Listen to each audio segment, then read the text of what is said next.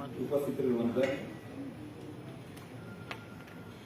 ಕರ್ನಾಟಕ ಹೈಕೋರ್ಟಿನ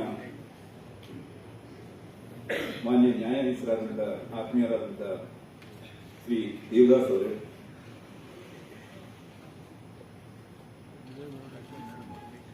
ಬೆಂಗಳೂರಿನ ಪ್ರಸಿದ್ಧ ವೈದ್ಯರು ಆತ್ಮೀಯರು ಆದಂಥ ಡಾಕ್ಟರ್ ಬಿ.ಟಿ. ರುದ್ರೇಶ್ ಅವರೇ, ನನ್ನ ಸನ್ನಿಹಿತರಾದಂಥ ವಿನಾಯಕ್ ಭಟ್ ತದ್ದಲ್ಸಿ ಅವರೇ, ಹಾಗೂ ಇವತ್ತಿನ ಕಾರ್ಯಕ್ರಮದ ಕೇಂದ್ರ ಬಿಂದು ಆತ್ಮೀಯರಾದಂಥ ರಾಧಾಕೃಷ್ಣ ಅಡಿಗ ಅವರೇ,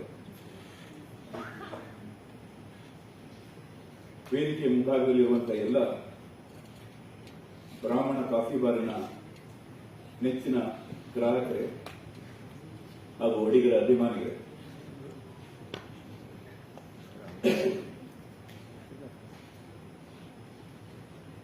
ನಾನು ಸುಮಾರು 6 ವರ್ಷಗಳ ಹಿಂದೆ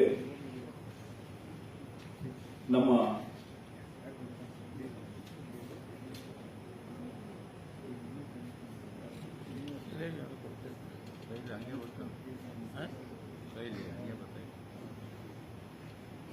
ಅರಸೀಕೆರೆ ಅವಧೂತರಾದಂಥ ಸತೀಶ್ ಅವರಿಗೆ ಗುರುಗಳಿಗೆ ಸ್ವಾಗತ ಮಾಡ್ತಾ ಇದ್ದೀನಿ. ಅವರಿಗೆ ಪ್ರಣಾಮ, ನಮಸ್ಕಾರಗಳು.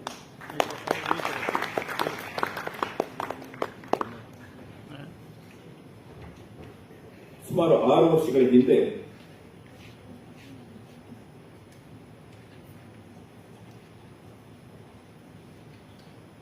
ನಮ್ಮ ದೇಶದ ಪ್ರಸಿದ್ಧ ಸಂಪಾದಕರು ಹಾಗೂ ಕೇಂದ್ರದ ವಿದೇಶಾಂಗ ಸಚಿವರು, ಮಾಜಿ ವಿದೇಶಾಂಗ ಸಚಿವರಾದಂಥ ಎಂ.ಜೆ. ಅಕ್ಬರ್ ಅವರನ್ನ ಬೆಂಗಳೂರಿಗೆ ಬಂದಾಗ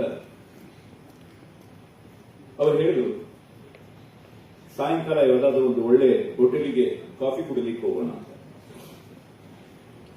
ಆಗ ನಾನು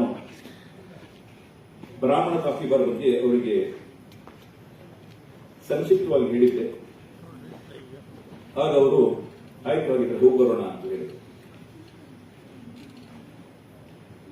ಕಾಫಿ ಬಾರ್ನ ಹತ್ತಿರ ಬಂದಾಗ ಅದನ್ನ ನೋಡಿ ಅಕ್ಬರ್ ಅವರು ಹೇಳಿದ್ರು, ನೀವು ಹೇಳಿದಾಗ ಇಲ್ವಲ್ಲ ಇದು ಅಂತ ಹೇಳಿದ್ರು. ಮೊದಲ ಇಂಪ್ರೆಷನ್ ಅವರಿಗೆ ಏನೋ ಬಹಳ ದೊಡ್ಡ ಹೋಟೆಲು ಅಥವಾ ಒಳಗಡೆಗೆ ಚೇರ್ ಇರುತ್ತೆ ಅಥವಾ ಒಂದು ರೀತಿ ಹೊರಗಡೆಗೆ ಅಲಂಕಾರ ಇರುತ್ತೆ, ಈ ರೀತಿ ಎಲ್ಲ ಅನ್ಕೊಂಡಿದ್ರು. ಆದರೆ ಅದನ್ನ ನೋಡಿ ಅವರಿಗೆ ಮೊದಲ ಇಂಪ್ರೆಷನ್ ಅಲ್ಲಿ ಅಷ್ಟು ಅದು ಗಮನ ಸೆಳೆಯಲಿಲ್ಲ ಅವರಿಗೆ. ನನಗೆ ಅದು ಗೊತ್ತಾಯಿತು, ಅವರು ಹೇಳಿಲ್ಲ ಅವರು. ಅದಾಗಿ ಒಂದು ಸ್ವಲ್ಪ ಹೊತ್ತ ನಂತರ ಇಡ್ಲಿ ಬಂತು, ವಡೆ ಬಂತು, ಕಾಫಿಯನ್ನ ಕುಡಿದರು. ಕಾಫಿಯನ್ನು ಕುಡಿದಾಗಲೂ ಕೂಡ ಅವರಿಗೆ ಚೆನ್ನಾಗಿದೆ, ಆದರೆ ನೀವು ಹೇಳಿದಷ್ಟು ಚೆನ್ನಾಗಿಲ್ಲ ಅಂತ ಹೇಳಿದರು. ಇದು ಸಾಮಾನ್ಯವಾಗಿ ಎಲ್ಲರಿಗೂ ಕೂಡ ಒಂದು ಸ್ವಭಾವ ಇದೆ. ಈಗ ನಮಗೆ ಮೊಟ್ಟ ಮೊದಲ ಬಾರಿಗೆ ಪಿಜ್ಜಾ ಬಂದಾಗ ಅಥವಾ ಬರ್ಗರ್ ಬಂದಾಗ ನಾವು ಯಾರು ಕೂಡ ಅದನ್ನು ಇಷ್ಟಪಡಲಿಲ್ಲ ಅಂತ.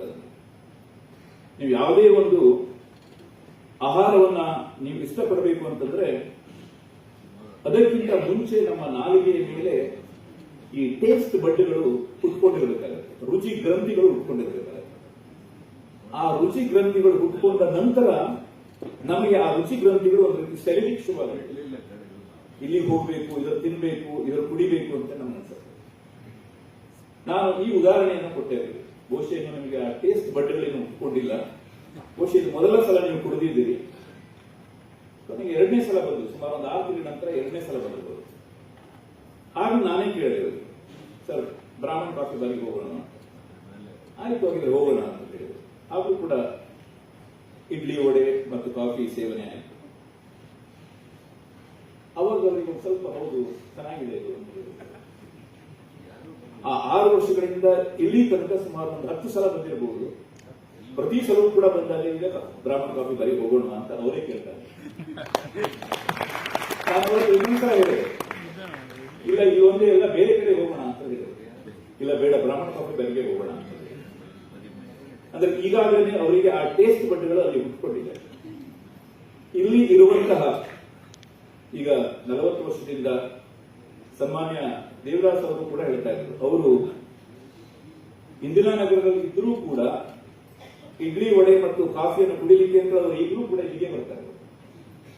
ಅಂದ್ರೆ ನಾರ್ತ್ ಬೆಂಗಳೂರಿಯನ್ ಆಗಿದ್ರು ಕೂಡ ಸೌತ್ ಬೆಂಗಳೂರಿಗೆ ಬ್ರಾಹ್ಮಣ ಕಾಫಿ ಬಾರ್ ನಿಮಿತ್ತವಾಗಿ ಬರ್ತಾರೆ. ನಾನು ರಾಜರಾಜೇಶ್ವರಿ ನಗರದಲ್ಲಿ ಇದ್ರೂ ಕೂಡ ಸುಮಾರು 1 ಗಂಟೆ 1.25 ಗಂಟೆ ಟ್ರಾಫಿಕ್ ಅನ್ನ ಭೇದಿಸಿಕೊಂಡು ನಾನು ಬರುವಂತದ್ದು ಕೂಡ ಅದಕ್ಕೋಸ್ಕರನೇ. ಇಲ್ಲಿ ಇರುವಂತ ಎಲ್ಲರಿಗೂ ಕೂಡ ಬ್ರಾಹ್ಮಣ ಕಾಫಿ ಬಾರ್ ಬಗ್ಗೆ ಹೇಳಲಿಕ್ಕೆ ಇಲ್ಲಿರುವಂತ ಪ್ರತಿಯೊಬ್ಬರಿಗೂ ಕೂಡ ಅವರದ್ದೇ ಆದಂತ ಕಥೆಗಳಿದೆ, ಅವರದ್ದೇ ಆದಂತ ನೆನಪುಗಳಿದೆ. ಹೀಗಾಗಿ ನಾವು ಕೇವಲ ಈಗ ತೇಜಸ್ವಿ ಅವರು ಹೇಳಿದರು, ಬ್ರಾಹ್ಮಣ ಕಾಫಿ ಬಾರ್ ಕೇವಲ ಒಂದು ದರ್ಶನಿ ಆಗಿದ್ರೆ ಅಥವಾ ಒಂದು ಹೋಟೆಲ್ ಆಗಿದ್ರೆ ನಾವು ಅದರ ಬಗ್ಗೆ ಬಹಳ ತಲೆ ಕೆಡಿಸಿಕೊಳ್ತಾ ಇರಲಿಲ್ಲ. ಬೆಂಗಳೂರಿನಲ್ಲಿ ನಗರದಾಗ ರಾವ್ ಅವರು ಹೇಳಿದ್ರು ಸುಮಾರು ಒಂದು 30,000 ಹೋಟೆಲ್ಗಳು. ಎಲ್ಲವೂ ಕೂಡ ಯಾಕೆ ಇವತ್ತು ಬ್ರಾಹ್ಮಣ ಕಾಫಿ ಬಾರ್ ಆಗಿಲ್ಲ? ನಾವು ಅದನ್ನು ಆ ಪ್ರಶ್ನೆ ನಾವು ಕೇಳ್ಕೊಳ್ಬೇಕು. ನಿಮಗೆ ಒಂದು ನಗರ, ಒಂದು ವಿಧಾನಸೌಧ ಇದ್ದ ತಕ್ಷಣ ಮಾತ್ರ ಅದು ಬೆಂಗಳೂರು ಆಗಲ್ಲ. ಅಥವಾ ಯಾವುದೋ ಒಂದು ಪ್ರಸಿದ್ಧವಾದಂತಹ ಒಂದು ಕಟ್ಟಡ ಇದ್ರೆ ಅದು ಒಂದು ನಗರ ಅಂತ ಕರೆಸ್ಕೊಳ್ಳೋದು. ಆ ನಗರವನ್ನು ನಿರ್ಮಿಸುವಂತಹ ಅನೇಕ ಸಂಗತಿಗಳು ಅದರಲ್ಲಿ ಇರಬೇಕು. ಆಗಲೇ ನಮಗೆ ಒಂದು ನಗರ ಇಷ್ಟ ಆಗುತ್ತೆ.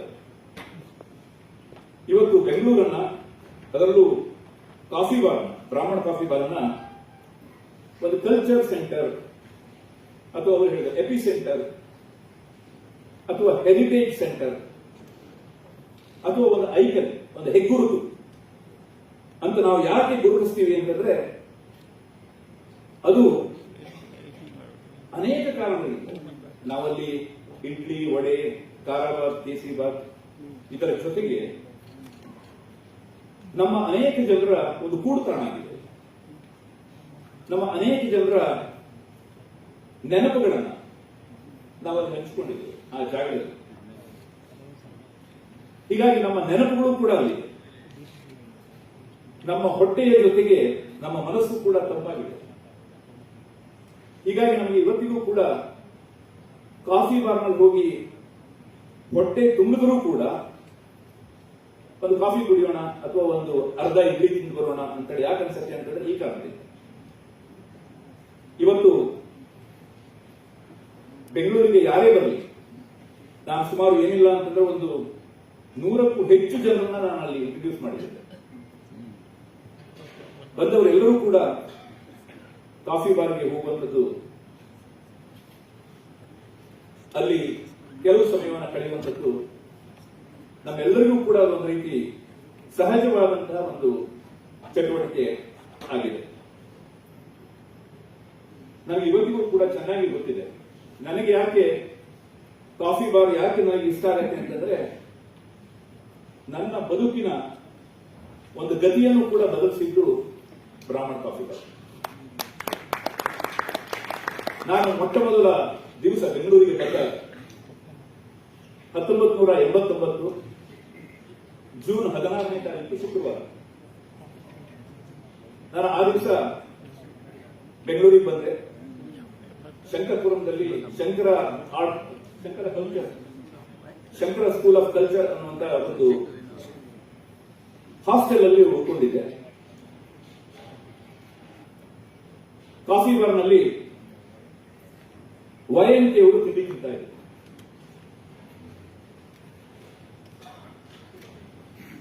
ನಮ್ಮಂತ ಪತ್ರಿಕೋದ್ಯಮ ವಿದ್ಯಾರ್ಥಿಗಳಿಗೆ ಆ ಕಾಲದಲ್ಲಿ ಪ್ರಜಾವಾಣಿಯಲ್ಲಿ ಸುಮಾರು 30 ವರ್ಷ, ಕನ್ನಡಪ್ರಭದಲ್ಲಿ ಒಂದು 10 ವರ್ಷ ಸಂಪಾದಕರಾದಂತ YMK ಅವರು ಅವರನ್ನು ನೋಡುವಂಥದ್ದೇ ಒಂದು ದೊಡ್ಡ ಭಾಗ್ಯ ಆಗಿತ್ತು.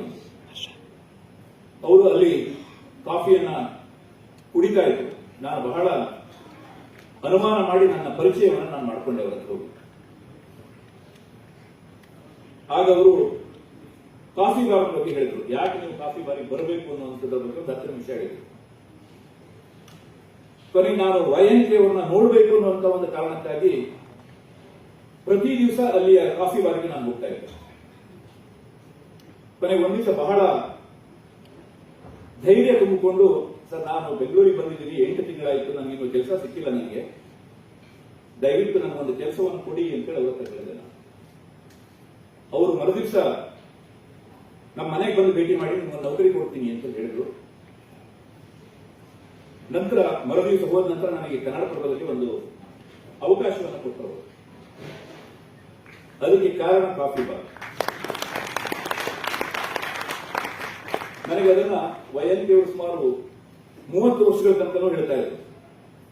1889 ಜೂನ್ 16 ಶುಕ್ರವಾರ ನೀವು ಕಾಫಿ ಬಾರ್ನಲ್ಲಿ ಸಿಕ್ಕಿದ್ರಿ. ಆ ದಿವಸ ಕೆಂಪು ಶರ್ಟ್ ಅನ್ನು ಕೊಟ್ಟಿದ್ರಿ, ಮೇಲ್ಗಡೆ ಬಟನ್ ಇರಲಿಲ್ಲ ಅಂತ ಹೇಳಿದ್ರು. ಆ ರೀತಿಯಾದಂತಹ ಒಂದು ಅದ್ಭುತವಾದಂತಹ ನೆನಪು ನನಗೆ ಇವತ್ತಿಗೂ ಕೂಡ ಕಾಡುತ್ತೆ. ಅವರ ನೆನಪು ಯಾವ ರೀತಿ ಇತ್ತೋ ಅದನ್ನ ಮೀರಿಸುವಂತ ಒಂದು ನೆನಪು ರಾಗಕ್ಕೆ ನಡೀತದೆ. ಅವರು ನಾನು ಯಾವತ್ತೂ ಕೂಡ ಬಂದಾಗ ನನ್ನ ಹೆಸರು ಹೇಳ್ತಿರ್ಲಿಲ್ಲ. ಅವರು ನಮ್ಮ ಮನೆಯ ಫೋನ್ ನಂಬರ್ನ ಲ್ಯಾಂಡ್ಲೈನ್ ಇಂದ ನನ್ನನ್ನು ಯಾವತ್ತೂ ಅವರು ಮಾತಾಡ್ಸೋರು. ಬರ್ರಿ 86001838 ಅಂತ ಹೇಳೋರು. ಬಹುಶಃ ನಿಮ್ಗೆ ಎಲ್ಲರಿಗೂ ಕೂಡ ಗೊತ್ತಿದೆ ಅವರ ನೆನಪಿನ ಶಕ್ತಿ ಬಗ್ಗೆ ನಾನು ಹೇಳಬೇಕಾಗಿಲ್ಲ. ವಿನಾಯಕರ ಒಂದು ಚಾಪ್ಟರ್ನೇ ಬರೆದಿದ್ದಾರೆ. 200 ಜನ ಗ್ರಾಹಕರು ಅವರ ಹೋಟೆಲ್ನಲ್ಲಿ ಏನೇನು ತಿಂಡಿಯನ್ನ ತಿಂದಿದ್ದಾರೆ ಅನ್ನುವಂಥದ್ರ ಎಲ್ಲವನ್ನೂ ಕೂಡ ಅವ್ರನ್ನ ಇಟ್ಕೊಂಡಿದ್ದಾರೆ. ಒಂದ್ಸಲ ಅವ್ರನ್ನ ಕನ್ಫ್ಯೂಸ್ ಮಾಡಬೇಕು ಅಂತೇಳಿ ಒಂದು ಬಸ್ನಲ್ಲಿ ಇದ್ದವರು ಎಲ್ಲರೂ ಕೂಡ ಬಂದ್ಬಿಟ್ರಂತೆ. ಒಬ್ಬರೇನೋ ಒಂದು ಸಿಂಗಲ್ ಇಡ್ಲಿ ತಗೊಂಡ್ರು, ಇನ್ನೊಬ್ರು 2 ವಡಾ ತಗೊಂಡ್ರು, ಇನ್ನೊಬ್ರು 2 ಸಿಂಗಲ್ 1 ವಡಾ ತಗೊಂಡ್ರು, ಇನ್ಯಾರು ಬರೀ ಒಂದು ಖಾರಾಬಾತ್ ತಗೊಂಡ್ರು. ಈ ರೀತಿಯಾಗಿ ಒಂದು 50 ಜನ ಬೇರೆ ಬೇರೆ ರೀತಿಯಾಗಿ ತಗೊಂಡ್ರು. ಆ 50 ಜನರು ಏನೇನು ತಗೊಂಡಿದ್ದಾರೆ ಅದರಲ್ಲಿ 2 ಜನ ಬಿಲ್ ಕೊಡದೆ ಯಾರ್ಯಾರು ಹೋದ್ರು. ಅದನ್ನ ಮತ್ತು ಒಂದು ವಾರದ ನಂತರ ಬಂದಾಗ ಮತ್ತೆ ಏನು ತಿಂದ್ರು ಮತ್ತೆ ಹಿಂದೆ ತಗೊಂಡಿದ್ದನ್ನು ಕೂಡ ಬಾಕಿಯನ್ನು ಸೇರಿಸಿ ಅವರು ಬಿಲ್ ಹಾಕಿದ್ರು. ಈಗ ಆ ಸಿಸ್ಟಮ್ ಅನ್ನ ಚೇಂಜ್ ಮಾಡಿದ್ದಾರೆ. ಅವರ ಕಂಪ್ಯೂಟರ್ ಏನಾದರೂ ಕೆಡಬಹುದು ಹೊರತು ಇವರ ಜ್ಞಾಪಕ ಶಕ್ತಿ ಸಾಧ್ಯ. ನನಗೆ ತೇಜಸ್ವಿ ಅವರು ಹೇಳಿದ್ರು, ನನಗೆ ಅದ್ಭುತ ಅಂತ ಅನಿಸುವಂಥದ್ದು ಯಾವುದೋ ಒಂದು ಒಳ್ಳೆ ನಿಮಗೆ ಒಂದು ಇಡ್ಲಿ ಸಿಗತ್ತೆ, ವಡೆ ಸಿಗತ್ತೆ, ಕಾಫಿ ಸಿಗತ್ತೆ ಅನ್ನುವಂಥ ಒಂದೇ ಒಂದು ಕಾರಣಕ್ಕೋಸ್ಕರ ನಮ್ಗೆ ಯಾವುದೇ ಒಂದು ಹೋಟೆಲ್ ಆಗಲಿ ಅಥವಾ ದರ್ಶಿನಿ ಆಗಲಿ ನಮಗೆ ಬಹಳ ಮುಖ್ಯ ಅಂತ ಅನಿಸಲ್ಲ. ಅಲ್ಲಿ ಇದನ್ನ ಮೀರಿದಂತಹ ಕೆಲವು ಸಂಗತಿಗಳಿವೆ. ಇನ್ನು ಅನೇಕ ಕಾರಣಗಳಿಗಾಗಿ ನಮಗೆ ಆ ಒಂದು ಜಾಗ ಬಹಳ ಮುಖ್ಯ ಅಂತ ಅನ್ಸುತ್ತೆ. ನೋಡಿ, ನಿಮಗೆ ಅಲ್ಲಿ ಹೋದ್ರೆ ಕೂತ್ಕೊಳ್ಳಿಕ್ಕೆ ಒಂದು ಚೇರ್ ಇಲ್ಲ, ತಿನ್ಲಿಕ್ಕೆ ಒಂದು ಟೇಬಲ್ ಇಲ್ಲ, ಇಟ್ಕೊಳ್ಳಿಕ್ಕೆ ಒಂದು ಟೇಬಲ್ ಇಲ್ಲ. ನಿಮಗೆ ಅಲ್ಲಿ ಇಡ್ಲಿಗೆ ಮತ್ತು ವಡೆಗೆ ಅಲ್ಲಿ ಸಾಂಬಾರನ್ನ ಕೊಡಲ್ಲ. ಅಲ್ಲಿ ಇಡ್ಲಿ, ವಡೆ, ಖಾರ ಬಾತು, ಕೇಸರಿ ಬಾತು ಬಿಟ್ಟರೆ ಇನ್ನೊಂದು ಐಟಮ್ ಇಲ್ಲ. ಅಂದ್ರೆ ಮೆನು ಇಲ್ಲವೇ ಇಲ್ಲ. ಆದ್ರೂ ಕೂಡ ಕಾಫಿ ಬಾರ್ ನಮ್ಗೆ ಯಾಕೆ ಅಷ್ಟು ಆಪ್ತವಾಗಿದೆ ಅಂತಂದ್ರೆ ಒಂದು 5-6 ಸಂಗತಿಗಳು ತಂದೆ ಅನ್ಸುತ್ತೆ. ಮೊದಲನೇದಾಗಿ ಯಾವುದು ಅತ್ಯಂತ ಸರಳವಾಗಿರುತ್ತೋ ಅದನ್ನು ಹೆಚ್ಚು ಖುಷಿಯಾಗತ್ತೆ, ಹೆಚ್ಚು ಅತಿ ಬೇಗ ಮನಸ್ಸಿಗೆ ಹೋಗುತ್ತೆ. ಈಗ ನೀವು ಐಫೋನ್ ಅನ್ನು ತಗೊಳ್ಳಿ, ಇಡೀ ಜಗತ್ತೇ ಮೆಚ್ಚಿದಂತಹ ಒಂದು ಇನ್ಸ್ಟ್ರೂಮೆಂಟ್ ಅದು. ನಿಮಗೆ ಮುಂಚೆ ಕೀಬೋರ್ಡ್ ಇಲ್ಲದ ಕಾಲದಲ್ಲಿ ಟಚ್ ಸ್ಕ್ರೀನ್ ಕೊಟ್ಟಂತಹ ಒಂದು ಫೋನ್ ಅದು. ನೀವು ಅದನ್ನು ಏನೇ ಮಾಡಿದ್ರು, ಯಾವುದೇ ಬಟನ್ ನೀವು ಅಮುಕಿದ್ರು ಕೂಡ ಅದು ಹಾಳಾಗೋದಿಲ್ಲ.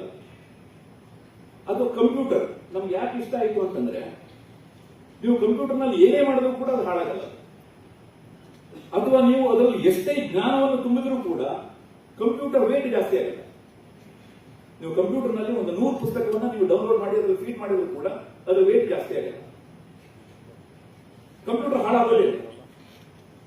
ನೀವು ಇದು ಕೂಡ ಸರಳವಾದಂತಹ ಸಂಗತಿ, ಸಿಂಪ್ಲಿಸಿಟಿ. ನಿಮಗೆ ಇಡ್ಲಿ, ವಡೆ, ಖಾರ ಬಾತ್, ಕೇಸರಿ ಬಾತ್, ಕಾಫಿ. ಈ ಸಿಂಪ್ಲಿಸಿಟಿ ಅನ್ನುವಂಥದ್ದು ಕಾಫಿ ಬಾರ್ನ ಬಹಳ ದೊಡ್ಡ ಒಂದು ತಾಕತ್ತು. ಎರಡನೇದು ಕನ್ಸಿಸ್ಟೆನ್ಸಿ.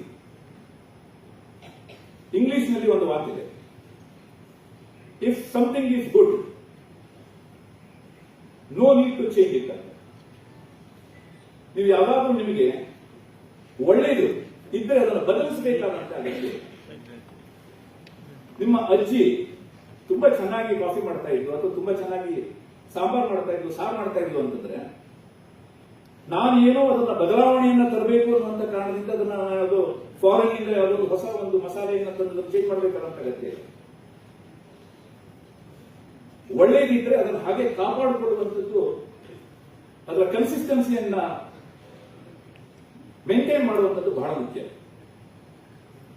ಒಂದು ಚೆನ್ನಾಗಿದೆ ಅಂತಂದ್ರೆ, ಒಂದು ಸಾಂಬಾರ್ ಚೆನ್ನಾಗಿದೆ, ಒಂದು ಇಡ್ಲಿ ಚೆನ್ನಾಗಿದೆ ಅಂತಂದ್ರೆ ಅದು ಎಲ್ಲಾ ಇಂಗ್ರೀಡಿಯೆಂಟ್ಗಳನ್ನು ಕೂಡ ಸಮತೋಲನವಾಗಿ ಇಟ್ಟುಕೊಂಡು ಅದು ಮೂಡಿರುವಂತಹ ಒಂದು ಪಾಕವಾಗಿರುತ್ತೆ. ಕೈಲಾಸಂ ನಾಟಕದಲ್ಲಿ ಒಂದು ರೋಲ್ ಬರುತ್ತೆ, ನಾಗತ್ತೆ ರೋಲ್ ಬರುತ್ತೆ. ಅವಳು 28 ವರ್ಷಗಳಿಂದ ಒಂದು ಕೆಟ್ಟ ಕಾಫಿ ಮಾಡ್ತಾ ಇದ್ದಂತೆ, ಇವತ್ತಿಗೂ ಕೂಡ ಅದೇ ಕಾಫಿಯನ್ನೇ ಮಾಡ್ತಾ ಇದ್ದಾಳೆ. ಅಡಿಗರದ ಆ ತರದಲ್ಲ. 28 ವರ್ಷಗಳ ಹಿಂದೆ, 60 ವರ್ಷಗಳ ಹಿಂದೆ ಅವರ ತಂದೆಯವರು ಯಾವ ಪಾಕವನ್ನ, ಯಾವ ಫಾರ್ಮುಲಾವನ್ನ ರೆಡಿ ಮಾಡಿದ್ರು, ಅದೇ ಫಾರ್ಮುಲಾವನ್ನ ಇವತ್ತಿನ ತನಕವೂ ಕೂಡ ಅವರು ಮುನ್ನಡೆಸಿಕೊಂಡು ಬರ್ತಾ ಇರುವಂತದ್ದು ಅವರ ಬಹಳ ದೊಡ್ಡ ಒಂದು ಸಕ್ಸಸ್ ಅಂತ ನಾನು ಅನ್ಕೊಂಡಿದ್ದೆ. ಹಾಗೆ ಅವರ ಇನ್ನೊಂದು ಸಕ್ಸಸ್ ಫಾರ್ಮುಲಾ ಯಾವುದು ಅಂತಂದ್ರೆ ಗುಣಮಟ್ಟ, ಅದರ ಕ್ವಾಲಿಟಿಯನ್ನು ಮೇಂಟೈನ್ ಮಾಡಿರುವಂಥದ್ದು. ನಿಮಗೆ 60 ವರ್ಷಗಳಿಂದಲೂ ಕೂಡ ಅದೇ ಒಂದು ಗುಣಮಟ್ಟವನ್ನು ಕಾಪಾಡಿಕೊಂಡು ಬಂದಿರುವಂತದ್ದು ಬಹಳ ಮೆಚ್ಚುವಂತ ಒಂದು ಸಂಗತಿ. ಹಾಗೆ ತೇಜಸ್ವಿ ಅವರು ಹೇಳಿದ್ರು, ಬಹಳ ಚೆನ್ನಾಗಿದ್ರು ಅದನ್ನು. ಒಂದು ವ್ಯಾಲ್ಯೂ ಸಿಸ್ಟಮ್. ಒಬ್ಬ ಗ್ರಾಹಕ ಹೋಟೆಲಿಗೆ ಹೋದಾಗ ಅವನು ಏನು ಬಯಸ್ತಾನೆ ಅದನ್ನ ಇವತ್ತು ನಾವು ಕಾಫಿ ಬಾರ್ನಲ್ಲಿ ಕಾಣಬಹುದು. ಕಾಫಿ ಬಾರ್ನಲ್ಲಿ ಹೋದಂತಹ ಪ್ರತಿಯೊಬ್ಬ ಗ್ರಾಹಕರಿಗೂ ಕೂಡ ರಾಧಾಕೃಷ್ಣ ಅಡಿಗರ ಒಂದು ಹಸನ್ಮುಖ, ಮಂದಹಾಸ ಮತ್ತು ಆತ್ಮೀಯವಾದಂತಹ ಒಂದು ಮಾತು ಇದು ಸಿಕ್ಕೇ ಸಿಗತ್ತೆ. ಜೊತೆಯಲ್ಲಿ ನಮಗೆ ಬೇಕಾದಂತ ಒಂದು 5-6 ಜನ ಸ್ನೇಹಿತರು ಯಾವತ್ತೂ ಕೂಡ ಸಿಗ್ತಾರೆ. ನಿಮಗಲ್ಲೊಂದು ಸಣ್ಣ ಸಂಬಂಧ ಸಿಗತ್ತೆ, ಸಣ್ಣ ಗೆಳೆತನ ಸಿಗತ್ತೆ. ಎಂದೂ ಸಿಗದೇ ಇದ್ದಂತ ಒಬ್ಬ ಸ್ನೇಹಿತ ಸಿಗ್ತಾನೆ ಇಲ್ಲಿ. ಬಹಳ ವರ್ಷಗಳ ನಂತರ ಭೇಟಿಯಾದಂತಹ ಒಬ್ಬ ವ್ಯಕ್ತಿಯನ್ನ ನಾವಲ್ಲಿ ನೋಡ್ತೀವಿ. ಕಾಫಿ ಬಾರ್ ಈ ಎಲ್ಲ ಕಾರಣಗಳಿಂದ ನಮಗೆ ಆಪ್ಯಾಯಮಾನ ಅಂತ ಅನ್ಸುತ್ತೆ. ಇದು ನಿಜಕ್ಕೂ ಕೂಡ ಬೆಂಗಳೂರಿಗೆ ಮಾಡಿದ್ದಾರೆ. ಇದು ಬೆಂಗಳೂರಿನ ಒಂದು ಫುಡ್ ಪರಂಪರೆಗೆ, ಒಂದು ಆಹಾರ ಸಂಸ್ಕೃತಿಗೆ ಈ ಪುಸ್ತಕ ಇನ್ನೊಂದು ಮೆನು ಆಗಿ ಸೇರ್ಕೊಳ್ಳುತ್ತೆ ಅಂತ ನಾನು ಅನ್ಕೊಂಡಿದ್ದೀನಿ. ಇನ್ನೊಂದು ಐಟಮ್ ಆಗಿ ಸೇರ್ಕೊಳ್ಳುತ್ತೆ.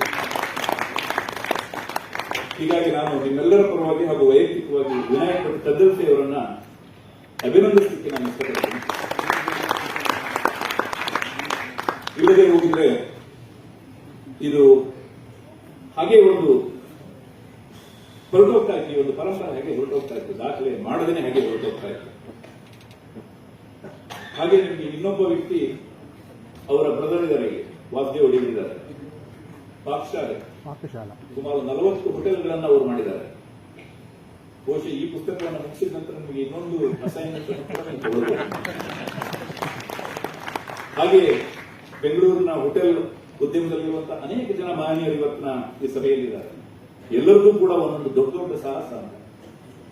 ಸೊ ಹೀಗಾಗಿ ನೀವು ಇವರೆಲ್ಲರ ಬಗ್ಗೆ ಬರೆದರೂ ಕೂಡ ನೀವು ಒಂದು ಒಳ್ಳೆ ಫುಡ್ ರೈಟರ್ ಆಗ್ತೀರಿ. ಇವತ್ತಿನ ಈ ಕಾರ್ಯಕ್ರಮಕ್ಕೆ ನಿಜಕ್ಕೂ ಕೂಡ ಒಂದು ಮುಕುಟಪ್ರಾಯರಾಗಿ ಬ್ರಾಹ್ಮಣ ಕಾಫಿ ಬಾರ್ನ ಕಾಯಂ ಗ್ರಾಹಕರಾದಂತಹ ಘನತೆಯುತ ನ್ಯಾಯಮೂರ್ತಿಗಳು ಕೂಡ ಬಂದಿರುವಂತದ್ದು ಯೋಗಾಯೋಗ. ಬಹುಶಃ ಅವರ ಜಡ್ಜ್ಮೆಂಟ್ ಏನಿರುತ್ತೆ ಅಂತ ತಿಳ್ಕೊಳ್ಳಿಕ್ಕೆ ನಾನು ಬಹಳ ಕಾತುರನಾಗಿದ್ದೇನೆ. ಸೊ ನೀವು ಕೂಡ ಎಲ್ಲ ಇವತ್ತಿನ ಕಾರ್ಯಕ್ರಮಕ್ಕೆ ಬಂದಿರುವಂತದ್ದು. ಬಹುಶಃ ಇದಾದ ನಂತರ ಊಟ ಇದೆಯಾ? ಸೊ ಅದರಿಂದ ನೀವು ಪುಸ್ತಕ ಮತ್ತು ಭೋಜನ ಎರಡನ್ನೂ ಕೂಡ ಸವಿದು ಹೋಗಬೇಕು ಅಂತ ನಾನು ಅಡಿಗರ ಪರವಾಗಿ ಕೇಳ್ಕೊಳ್ತೇನೆ. ಇವತ್ತಿನ ಈ ಕಾರ್ಯಕ್ರಮದ ಹಿಂದೆ ಅಡಿಗರ ಮನೆಯವರ ಅಖಿಲ ಅವರ ಬಹಳ ದೊಡ್ಡ ಪರಿಶ್ರಮ ಇದೆ. ನಿಮಗೆ ಈ ಪುಸ್ತಕವನ್ನು ನೋಡಿದ್ರೆ ಗೊತ್ತಾಗುತ್ತೆ, ಪ್ರತಿಯೊಬ್ಬ ಯಶಸ್ವಿ ಪುರುಷನ ಹಿಂದೆ ಒಬ್ಬ ಮಹಿಳೆ ಇರ್ತಾರೆ ಹೇಳೋದನ್ನ ಈ ಪುಸ್ತಕ ಅವರು ಹೇಳಿದನೇ ಇದರಲ್ಲಿ ಸಾಬೀತಾಗಿದೆ. ಅಡುಗೆರ ವ್ಯವಹಾರದಲ್ಲಿ ಅಖಿಲ ಅವರು ಎಷ್ಟು ದೊಡ್ಡ ಒಂದು ಪಾತ್ರವನ್ನು ವಹಿಸಿದ್ದಾರೆ ಅನ್ನುವಂಥದ್ದು ಇದೆ. ನಾನು ಈ ಪುಸ್ತಕದ ಒಳಗಡೆ ಏನಿದೆ ಅನ್ನುವಂಥದ್ದನ್ನು ಸಂಪೂರ್ಣವಾಗಿ ಹೇಳಲಿಕ್ಕೆ ಹೋಗಲಿಲ್ಲ. ನಾನು ಪುಸ್ತಕದ ಅವಲೋಕನ ಮಾಡುವಂತಹ ಒಂದು ಪ್ರಯತ್ನವನ್ನು ನಾನು ಮಾಡ್ಲಿಕ್ಕೆ ಹೋಗಿಲ್ಲ. ಯಾಕೆಂತಂದ್ರೆ ನೀವೇ ಇದನ್ನು ಓದಿ ಅಂತ. ತುಂಬಾ ಚೆನ್ನಾಗಿದೆ ಈ ಪುಸ್ತಕ. ಇದು ಕೇವಲ ಅಡಿಗರ ಕಥೆ ಅಷ್ಟೇ ಆಗಿದ್ರೆ ಅಥವಾ ಬ್ರಾಹ್ಮಣ ಕಾಫಿ ಬಾರ್ನ ಕಥೆ ಅಷ್ಟೇ ಆಗಿದ್ರೆ ಅದರ ಮೌಲ್ಯ ಇಷ್ಟಿರುತ್ತಾ ಇರಲಿಲ್ಲ. ಆದ್ರೆ ಒಬ್ಬ ಉದ್ಯಮಕ್ಕೆ ಸಿದ್ಧನಾಗಬೇಕಾದಂತವನು, ಉದ್ಯಮದಲ್ಲಿ ತೊಡಕೊಂಡಂತವನು ಯಾವ ರೀತಿಯಾದಂತಹ ಒಂದು ಬಿಸಿನೆಸ್ ಸಂಸ್ಕೃತಿಯನ್ನು ಅಳವಡಿಸಿಕೊಳ್ಬೇಕು ಅನ್ನುವಂಥದ್ದನ್ನು ಕೂಡ ಇದೆ. ಇದರಲ್ಲಿ ಒಬ್ಬ ಉದ್ಯಮಿಯ ಸೂಕ್ಷ್ಮ ಒಳನೋಟಗಳು, ಸಂವೇದನೆಗಳು ಎಲ್ಲವೂ ಕೂಡ ಒಳಗೊಂಡಂತಹ ಮುಂಚೆನೇ ನಾನು ಇದನ್ನು ಓದಿದ್ದೆ. ಹೀಗಾಗಿ ನಾನು ಹೇಳ್ತಾ ಇದ್ದೀನಿ. ಜೊತೆಯಲ್ಲಿ ರಾಧಾಕೃಷ್ಣ ಅಡಿಗರ ಅನೇಕ ಸಾಹಸಗಳು.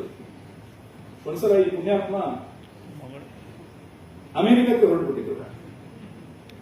ನಾನು ಕೇಳಿದೆ, ಯಾಕೆ ಅಮೆರಿಕಕ್ಕೆ ಹೋಗ್ತಾ ಇದ್ದೀವಿ ಅಂತ. ಇಲ್ಲ, ಒಂದು ಏರ್ಲೈನ್ಸ್ ಮಾಡಬೇಕು ಅಂತ ಹೊರಟಿದ್ದೀನಿ. ನೋಡಿ, ಎಂತ ಒಂದು ಅದ್ಭುತವಾದಂತ ಕನಸು. ನನಗೆ ಆಶ್ಚರ್ಯ ಆಗಿದೆ. ಏನ್ರಿ ಇಡ್ಲಿ ಹೋಟೆಲ್ ಮಾಡ್ತಾ ಇದ್ದೀನಿ, ಏರ್ಲೈನ್ಸ್ ಮಾಡಬೇಕು ಅಂತೇಳಿ ಅಮೆರಿಕಕ್ಕೆ ಹೋಗ್ತಾ ಇದ್ದೀನಿ ಅಂತ ಹೇಳ್ತಾ ಇದ್ದೀರಲ್ಲ ಅಂತ ಹೇಳಿದ್ರು. ಇಲ್ಲ, ನಾನೊಂದು ಏರ್ಲೈನ್ಸ್ ಮಾಡಬೇಕು ಅನ್ನೋದು ನನ್ನ ಬಹಳ ದೊಡ್ಡ ಕನಸು ಅಂತ ಹೇಳಿದ್ರು. ಫಾರ್ಚುನೇಟ್ಲಿ ಅವರು ಇನ್ನು ಭೂಮಿ ಮೇಲೆ ಇದ್ದಾರೆ, ಇಲ್ಲ ಅಂತ ನಮಗೆ ಸಿಗ್ತಾನೆ ಇರಲಿಲ್ಲ. ಅಷ್ಟರಲ್ಲೇ ಅವರು ಸುಮಾರು ಒಂದು 150-160 ಕಾರುಗಳನ್ನು ತಗೊಂಡಿದ್ರು, ಖರೀದಿ ಮಾಡಿ. ಅಡಿಗ ಟ್ರಾವೆಲ್ಸ್ ಅಂತ ಹೇಳಿದ್ರು. ಸುಮಾರು ಒಂದು 25 ಬೆಂಚ್ ಕಾರುಗಳಿತ್ತು ಅವರು. ಅಡಿಗರು ಮಾಡದೇ ಇರುವಂತಹ ಸಾಹಸ ಇಲ್ಲವೇ ಇಲ್ಲ. ಆದ್ರೆ ಇವತ್ತಿಗೂ ಕೂಡ ಅವರು ಈ ಬ್ರಾಹ್ಮಣ ಕಾಫಿ ಬಾರ್ನಲ್ಲಿ ಶಾಶ್ವತವಾಗಿ ಗರ್ಭಗುಡಿಯಲ್ಲಿರುವಂತಹ ಒಂದು ವಿಗ್ರಹದ ಹಾಗೆ ಅಲ್ಲೇ ಇದ್ದಾರೆ. ಈ ಕನ್ಸಿಸ್ಟೆನ್ಸಿ ಬಗ್ಗೆ ನಮಗೆ ವಿಶೇಷವಾದಂತಹ ಒಂದು ಅಭಿಮಾನ ಇದೆ. ಇನ್ನೊಮ್ಮೆ ನಾನು ಅವರಿಗೆ ಶುಭ ಹಾರೈಕೆಯನ್ನು ಸಲ್ಲಿಸ್ತಾ ನಿಮ್ಮೆಲ್ಲರಿಗೂ ಕೂಡ ಒಂದಷ್ಟು ನಾನು ಮಾತು ಮುಗಿಸ್ತೇನೆ. ನಮಸ್ಕಾರ.